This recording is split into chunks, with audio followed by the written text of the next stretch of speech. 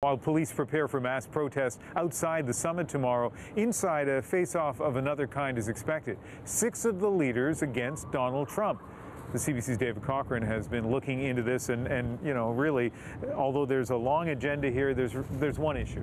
Yeah, when Canada became the chair of the G7 for this year, it said it wanted to focus on 5 broad themes. It's now about one broad theme, and that's how do you deal with the United States in the age of U.S. President Donald Trump. So we're going to hear a very familiar message when the leaders start meeting tomorrow, and that's the trade war that Trump has started with the steel and aluminum tariffs is an unacceptable trade war that's only going to hurt everybody, that the tariffs are insulting and unacceptable. So we got a taste of that today when Prime Minister Justin Trudeau met with French President Emmanuel Macron.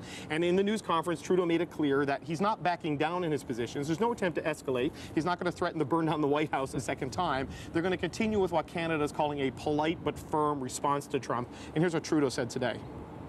I can certainly speak personally to say that I have consistently stood up for Canadian interests, consistently demonstrated where we disagree, but done so in a polite and cordial context. I think that's what Canadians have always expected of me, and that's exactly what we're going to do. So President Donald Trump responded, and this being Donald Trump, the response came on Twitter. We've got a couple of tweets we want to show you. The first, please tell Prime Minister Trudeau and President Macron that they are charging the U.S. massive tariffs and create non-monetary barriers. The EU trade surplus with the U.S. is $151 billion, and Canada keeps our farmers and others out.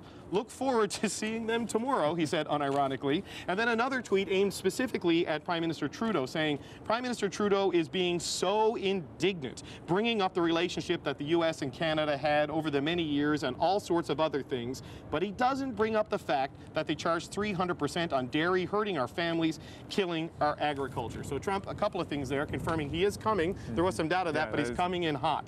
He's coming in with his America First agenda. The G6, the other members are going to tell him America First often means America alone. We have just about 30 seconds here, but what does all of this mean for the G7?